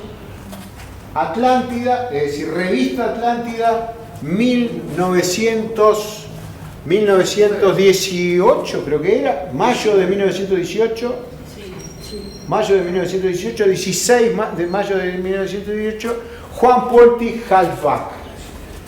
Un pequeño cuento que firma un señor que se llama Horacio Quiroga. Horacio Quiroga. Y es el primer cuento, por lo menos, que su introductor en el tema ha encontrado, en el cual hay una vinculación directa entre la literatura y el fútbol. La literatura toma el fútbol y el intelectual termina diciendo: nada menos que la gloria es gratuito, y si se la obtiene así, muy fácilmente, dice, es decir, ¿cómo podía ser que obtuvieras la gloria fácilmente pateando una pelota y sobre todo cabeceando una pelota? Es decir, ¿cómo podía ser que la obtuvieras la gloria tan fácilmente? Si obtienes la gloria es gratuita, y si se la obtiene así, se paga fatalmente con el ridículo o con un revólver sobre el corazón. Y lo que me está contando Quiroga es la historia de Antón Porter, un jugador de fútbol, del Club Nacional de Fútbol, que se suicida en el Parque Central, y Delgado, que era presidente, estoy hablando de las tribunas del Parque Central, Antón Porter, Delgado, que era amigo, literato y amigo de Horacio Quiroga, le escribe una carta contándole lo que había pasado. Y Horacio Quiroga escribe este cuento que se publica en la revista Atlántida en mayo de 2018, que se llama Juan Polti Halbach. Juan Polti Centrojas. ¿Cierto? Que la literatura posterior uruguaya le cambia el título y lo transforma en spoilea el final, es decir, estoy usando una palabra lo que hace el título es adelantarle al lector el final. Se llama Suicidio en la cancha. Es decir, me dice, este cuento jamás me dice que va a pasar eso en el título, pero a medida que se va desarrollando, ese jugador de fútbol que besa la gloria, que un día lo separan del plantel y entonces el hombre no tiene, su salida es esa. Y el intelectual que es Quiroga toma ese cuento para decirle al lector que la gloria no es gratuita, es decir, y que si llega tan fácilmente, es decir, si era posible que un futbolista pateando y cabeceando una pelota llegara a la gloria, se debía pagar con el ridículo o con un tiro en el pecho. ¿Por qué? Porque la visión del intelectual uruguayo fue siempre la de denostar al fútbol, como espectáculo de masas, y les había prometido Su Majestad del Fútbol, selección y prólogo de Eduardo Galeano, del 68, que dice, prólogo de pocas palabras, dice: hay intelectuales que niegan los sentimientos que no son capaces de experimentar ni en consecuencia de compartir. Negar los sentimientos que no son capaces de experimentar ni de compartir. Hay intelectuales que niegan el amor, me está diciendo. ¿Por qué? Porque no lo pueden experimentar, entonces no lo pueden compartir. Hay intelectuales que niegan los sentimientos que no son capaces de experimentar ni de compartir. Ni en consecuencia de compartir. Solo podrían referirse al fútbol con una mueca de disgusto, asco o indignación. Galeano, Montevideo, principios del 68. Acuérdense, 68, había pasado Maracaná, había pasado el 24, el 28 y el 30, había pasado Maracaná. Peñarol había salido campeón de América en el 66, unos pocos años antes, y Galeano me va a estar diciendo: recuerdo desde los balcones de época, mirábamos en 1966 la impresionante manifestación con que el pueblo celebraba la victoria de Peñarol en la Copa Mundial de Clubes. Recuerdo que discutimos. Yo también hubiera preferido una manifestación tan multitudinaria y estridente por la tierra que los cañeros reclamaron en vano o contra la política económica que el imperialismo nos impuso para comernos mejor. Pero la victoria de Peñarol no era culpable de las derrotas de la izquierda. Pero Galeano peleaba con sus compañeros intelectuales políticos de izquierda porque ellos negaban el fútbol. Esto era lo que les había prometido la semana pasada de leer. Es decir, cómo una intelectualidad uruguaya se había negado al fútbol. Como un Benedetti, siendo alguien que le gustaba el fútbol, que era golero aficionado, que era hincha del Club Nacional de Fútbol, que iba al estadio a ver a Nacional, escribía poco de Nacional. ¿Por qué? Porque había que tener la cabeza puesta en otras cosas, tal vez. Y de ahí entramos en el cuento Musak. Y ahí entramos en el cuento Musak. Que lo tiró. Que lo tiró. Entramos en el cuento Musak y entramos a través de lo que dijimos que era Musak. Musak, que era una compañía, creo que lo teníamos por algún lado. Galería y locales comerciales. Exacto, era una creación de un mayor del ejército que lo que buscaba era una música que permitiera instalarse en tiendas y comercios. George Owen Schuyler, mayor general del ejército estadounidense e inventor, se le atribuye la invención de la multiplexación de operadores telefónicos en 1910, no importa. Y el desarrollo de la base técnica original para el Musak es conocido por lo que hoy se llama Musak. Es decir, desarrolla un sistema para desarrollar, fundamentalmente al aparecer la radio luego y desarrollarse la radio que transmite música, dice no, esto ya tiene que ser dirigido a empresas. Entonces, empresas que puedan tener música en sus espacios y pensando en la productividad, pensando en crear un ambiente propicio para manejar la situación, para manejar el ánimo. ¿No se le dijo música funcional? Sí. También, música de ascensor, música funcional. ¿No? Entonces, nuestro Benedetti, y está dentro de un curso de literatura y fútbol, por dos pincelazos que nos va a dar así, pasar.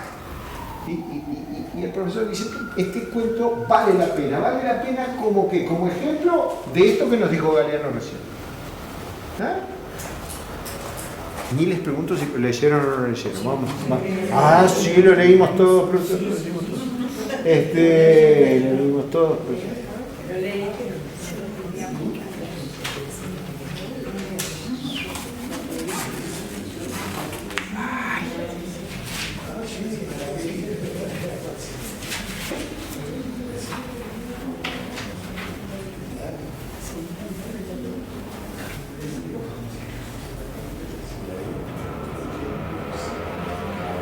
Y habíamos arrancado con los primeros párrafos de esto. No espero que lo lean de ahí de la pantalla, pero no me digas que lo dejé en la mesa de luz. Bueno, lo dejé en la mesa de luz. ¿Sí me lo tengo acá? Sí, no, tranquila. Pero un profesor de literatura que se precie de tal no lee de fotocopias ni de escribir. Es decir, lee del libro. Hay mucho camino para recorrer. Musak, título. Título.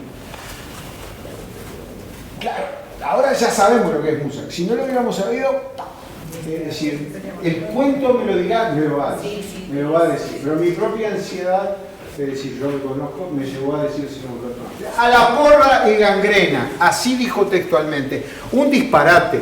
Lo de a la porra, vaya y pase. El otro día te dije a pasear, a paseo, pero no a paseo con, es decir, anda a pasear, eso es a la porra. Ahora, todas las acepciones posibles que ustedes quieran, todas las acepciones que ustedes quieran, desde la porra, la cachiporra, ¿cierto? En cualquier objeto de forma fálica, es decir, porra, lo que signifique para usted, Benedetti, el narrador me lo tira como diciendo, esto fue lo que dijo. Y todavía me aclara, dice así, dijo textualmente, un disparate, lo de la porra, vaya y pase. Pero gangrena, ¿no? Decía, lo de porra, vaya y pase. Gangrena, es decir, gangrena, un miembro gangrenado. Algo que apesta, algo que está... ¿No lo tenés? Perdón. Sí, ya lo leí. Perdón. ¿Se puede retirar entonces? ¿Se puede retirar? Aunque hay modos más claros de decirlo, ¿no te parece?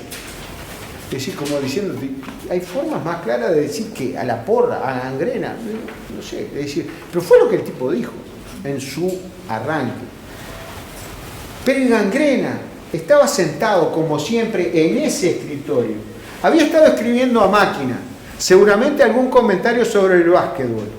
Al final del campeonato, esto es Benedetti en su esencia, ¿no? Es decir, me dijo, me viene preparando para lo que hizo ese tipo y ahora me va a tirar una pincelada, así, tac, como diciéndome, ¿sabes? Te voy a dar el ambiente, te voy a dar el ambiente. Quiero mostrar una diapo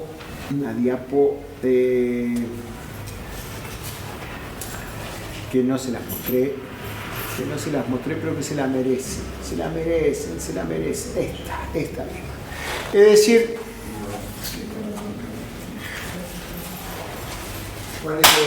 cuando tú quieras, acá. Los elementos de la comunicación. Tengo un emisor, un narrador que me está haciendo un cuento, ¿cierto? Tiene un mensaje que me está llegando y yo soy el receptor, con un determinado código, ahora sí, textual, escrito, ¿cierto? En un determinado código, canal, ¿no? El canal, la escritura, ¿sí? El papel. Y en un determinado contexto, lo estamos leyendo en esta clase, fantástico, pero tenemos claro de que se desarrolla en la década del 60, el contexto lo tenemos claro, es un autor uruguayo, fantástico. No vayamos a Quiroga ni a Don Porte, pero este es un esquema que nos ha servido de mucho, a mí me ha servido de mucho, es de un escritor argentino, de un teórico que se llama Enrique Anderson Invert. Dice, la comunicación es literaria, el cuento es un micromundo, cerrado, no hay nada por fuera. Esto que hizo el profesor ahora de hablar del Muzak es una trampa, es decir, me contó toda una serie de cosas que entran dentro del contexto de esa comunicación, pero es una trampa, el cuento es cerrado, no entra nadie, está ahí en esa hoja nada más. Hay un hombre, lenguaje inclusivo, señores, hombre, mujer, escritor, escritora, que crea un narrador ficticio que me cuenta una historia. Acá hay alguien que me está contando una historia, un narrador ficticio. Y hay un lector ideal para el cual el escritor creó esto. Un lector ideal en el cual él pensó que va a entender lo que es básquetbol, lo que es Muzak, lo que es la porra, lo que es gangrena, lo que es volverse loco, lo que es un calendario, lo que es una oficina. Es decir, todas esas cuestiones entran dentro de lo que es el ideal que se construyó ese escritor, porque si no tendría que escribirlo todo acá. Si no sería una tesis de estudio, de ambiente para poder entrar en el asunto. ¿Me explico la diferencia? Entonces, ese narrador ficticio le está hablando a un lector ideal.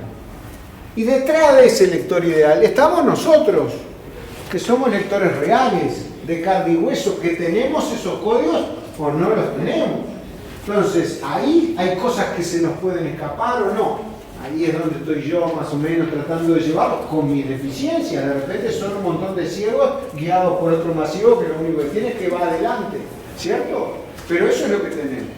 ¿Se entiende la idea? Sí. Entonces este cuento es un cuento cerradito, no, Benedetti no escribe más que esto. No me habla del Muzak, de lo que es, de las oficinas, Los que ya lo leyeron ya saben que esto es la oficina de una redacción de un diario, ¿sí? Eso está todo acá adentro, está todo acá, en este cuadro amarillo, que pensó ese escritor para que el narrador ficticio le contara a ese lector ideal. Bueno, agarrá las claves del cuento. ¿No entendiste? Seguir leyendo. ¿No entendiste? Volver para atrás. ¿Sí? ¿Se entiende la idea? Bien. Y esto es Benedetti en su esencia, es decir, me venía llevando de la mano en una escalada de a la porra y gangrena que se volvió alguien que estaba ahí sentado y me estaba contando eso y de repente para. Y me dice, estaba escribiendo ahí.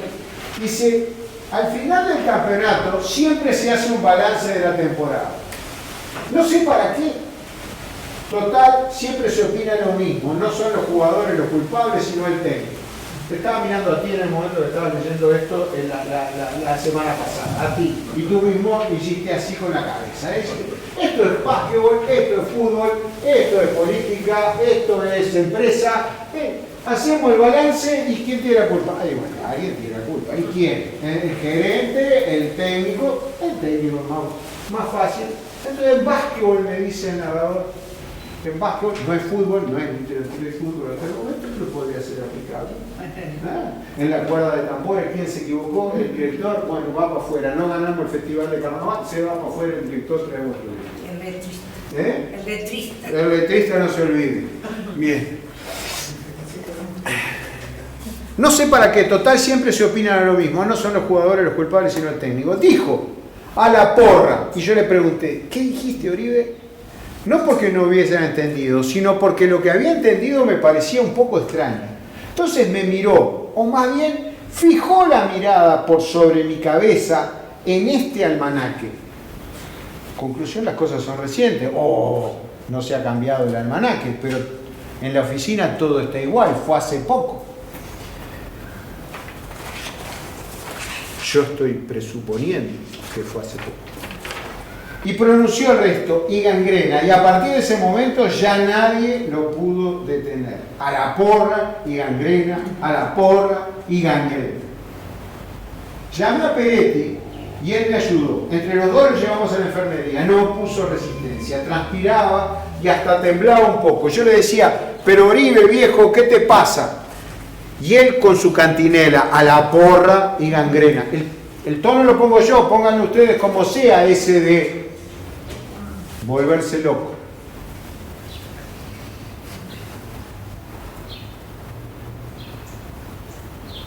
Ya va a llegar.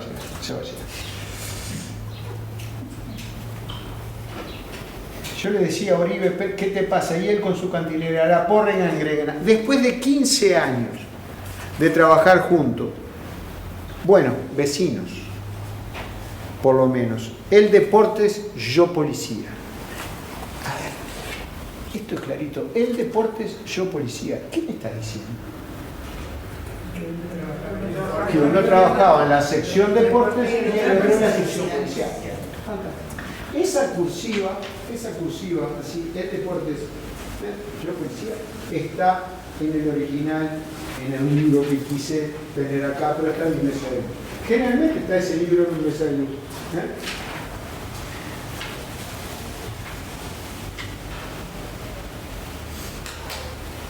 Una cosa así impresiona. Es decir, ojo, no trabajábamos juntos, ¿no? Es decir, como que me aclaró, bueno, vecinos, vecinos, pero, a ver, en confianza, una cosa así impresiona, que tu vecino, el tipo que trabaja contigo, bueno, que trabaja contigo, no, vecino, se ponga así, yo, en deportes y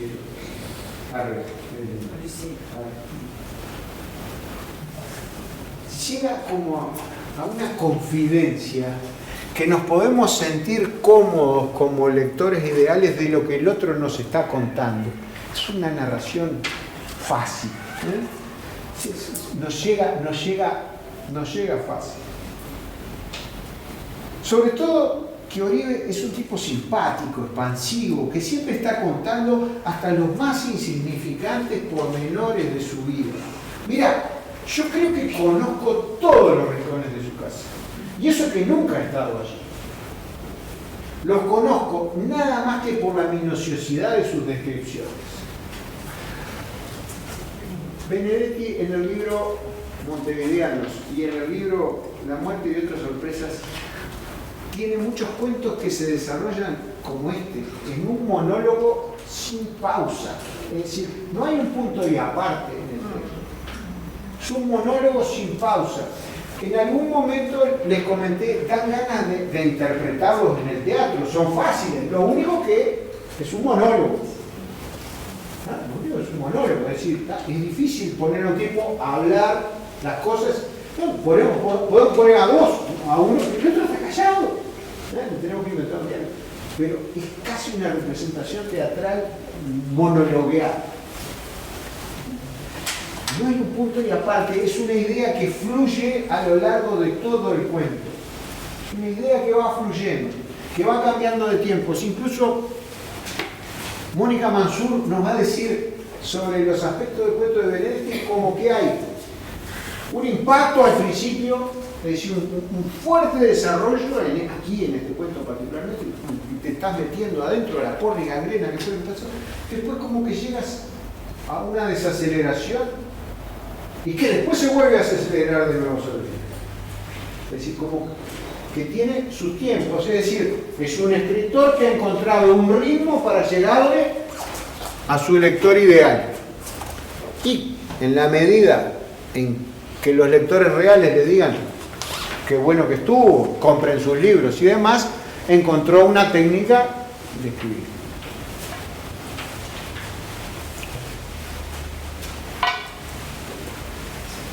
Se van a ir con una idea de la mesa de los pecados, pero de Musak vamos a llegar hasta determinado punto. Creo que todavía no llegamos al punto donde dejamos la sesión pasada, ¿no? Veledo, usted, presidente, me corre cuando no cumpla a satisfacción lo que... ¿Está claro?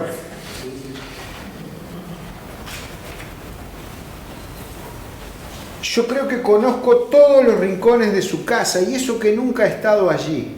Los conozco nada más que por la minuciosidad de sus descripciones. Te puedo hacer un plano, si querés. Te puedo decir qué guarda su mujer en cada cajón del trinchante, dónde deja el botija la cartera del colegio y de qué color son los cepillos de dientes y dónde esconde sus libros de marxismo. Y apareció, clic, la pincelada. ¿Sabías que es Bolche? La guiñada cómplice, incluso dentro de esa, hoy dice alineación, ¿cierto?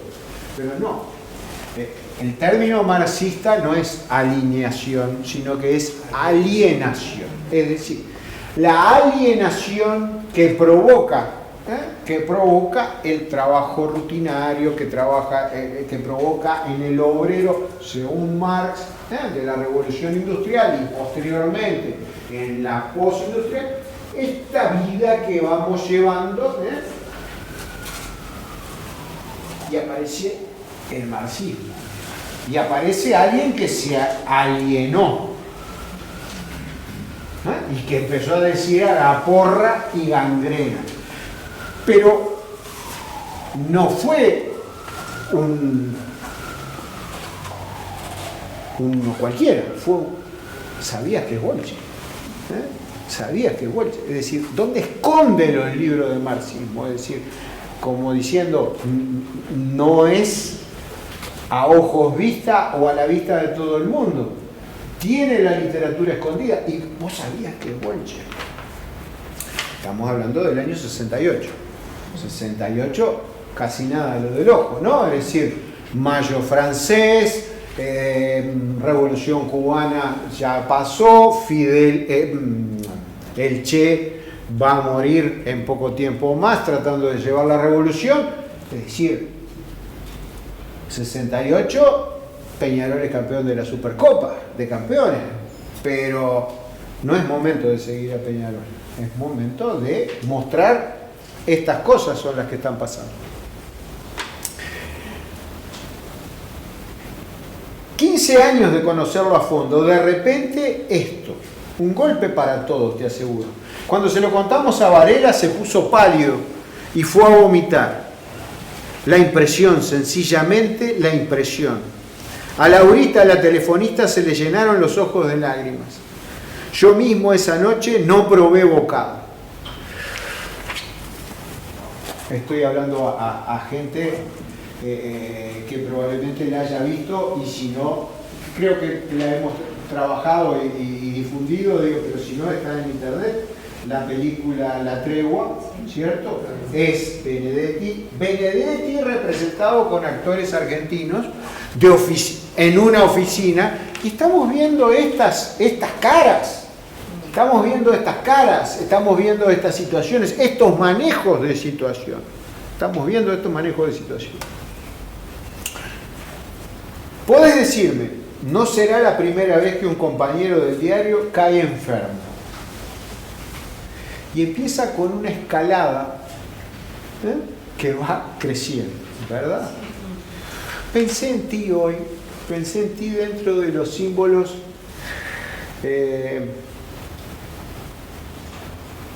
y se me fue. Una de las impresiones más fuertes que tuve de la identidad uruguaya fue Milton Winans y los Olímpicos en Sídney, recibidos por emigrantes uruguayos que hacían cantar a sus hijos y ¡tac!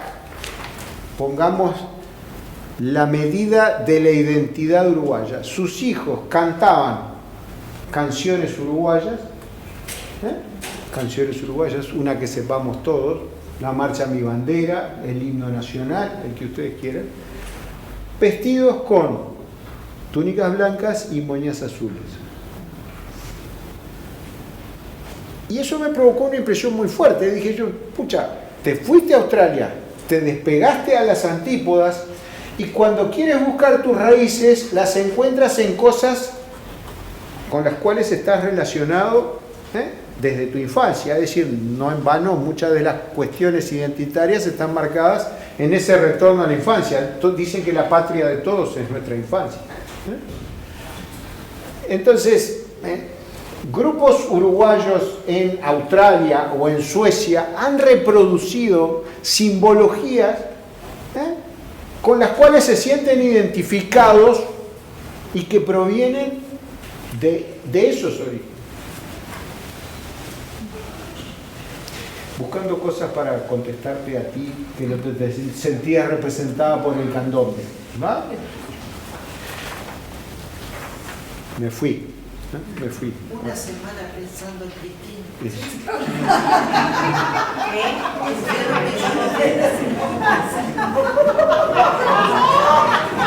Creo que me supera. Ahora tiene dos. Nada de lo humano me es ajeno. Y si hay algo que me marcan son los comentarios de la gente que asiste a mis charlas. Trato de olvidarlos muchas veces.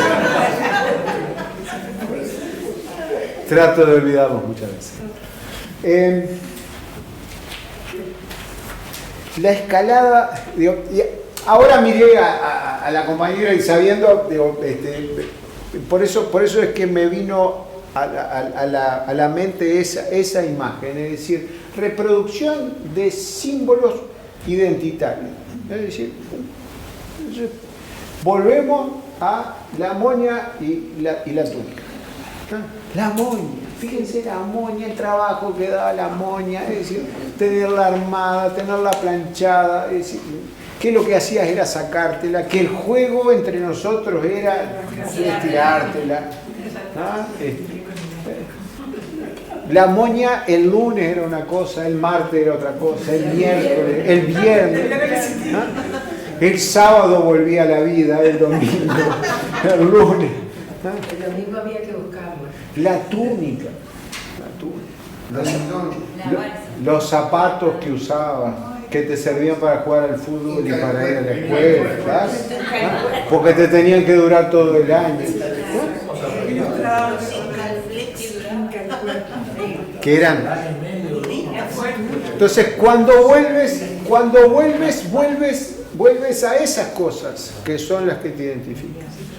La bandera, el himno, en la representación de la película El viaje al mar, sobre un cuento de Morosoli, cuando van en la caja del camión, dice vamos a cantar una que sepamos todos, el actor que interpreta Del Grossi canta la marcha Mi bandera, con retazo de los... ¿Y qué ocurre? Y son elementos que forman parte de ti. ¿Por qué? Porque tu identidad se termina de desarrollar, vaya a saber cuándo, pero vaya a saber cuándo, ¿no? Vamos cambiando, pero tu patria es la infancia, es decir, el himno, me hablaste de cambiar el escudo, el himno, las batallas, las fieras batallas, ¿significa algo desde el punto de vista de la letra? No, lo que significa es con quién lo aprendiste, con quién lo cantaste, el partido donde lo cantaste con más fuerza, es decir, esas son las cosas en las cuales te reafirmas. Si no, lo estaríamos cambiando todos los días, el escudo de Maldonado, el himno y todos los otros elementos. Piénsenlo. Vamos a volver a Musa, que nos quedan 3 minutos. Y ustedes tienen derecho a esos 3 minutos. La escalada. Eso pasa todos los días. Hoy un resfrío. Mañana una úlcera. Pasado una nefritis. Traspasado un cáncer. Como la cosa más natural del mundo. Pero es un Benedetti carnal, es decir, está acá con nosotros, es decir, un resfrío después, antes de la nefritis que viene una úlcera, ¿verdad? Un resfrío, una úlcera, una nefritis, un cáncer.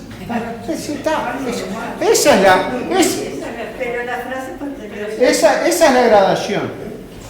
Uno tiene preparado el ánimo para cosas así. La vida te armó para cosas así. Es decir, si a esta altura nuestra no aprendimos a dejar, y bueno, tenés que soltar, nos dicen, ¿no? Ahora está de moda. Ahora está de moda, soltar. Entonces, estábamos preparados para eso, es decir, Benedetti 68, narrador ficticio, lector ideal, una gradación. La graduación arranca de un resfrío, una úlcera, una nefritis, mamita, traspasado un cáncer. Y uno está preparado para cosas así. Pero para que un tipo se desquicie en la oficina, para la alienación de un tipo que ha trabajado 15 años junto a ti, no estás preparado.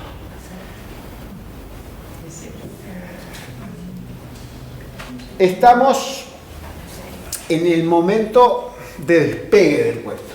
Ni siquiera despegó. Nos quedamos con la tapa de un libro en la cual estuvimos. Un dibujo no es un escrito, pero es un código que me transmite algo. Un poema sinfónico es música que me transmite cosas con otros códigos. Son todos ejemplos comunicacionales, como hablábamos acá. Y bueno, Musak es algo que nos transmite algo, emociones, sensaciones, conceptos en una determinada dirección. Pero piensen en esos dos intelectuales, uno a principios del siglo, Quiroga, diciendo fútbol, la gloria al Cecilia. Galeano, 68, diciéndome, el intelectual uruguayo, políticamente dirigido, no quiere saber nada del fútbol. Y Benedetti, dándome estas pinceladas que me está dando acá. Junten todo eso porque también forma parte de nuestra identidad. Seguimos el miércoles que viene. No los gastes.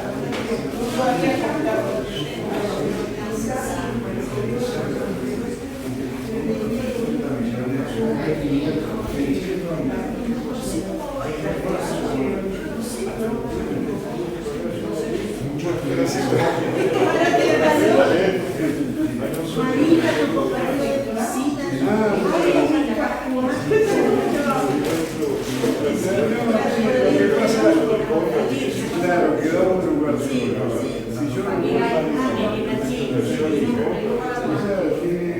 fue operado de cabeza. Entonces la confianza vamos los dos,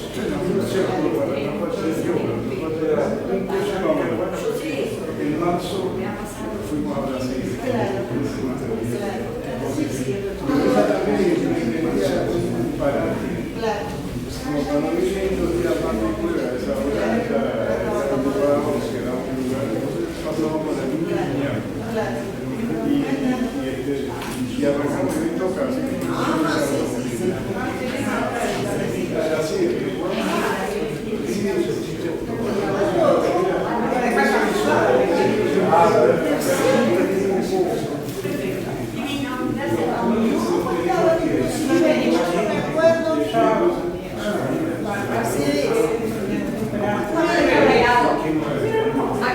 Perdón,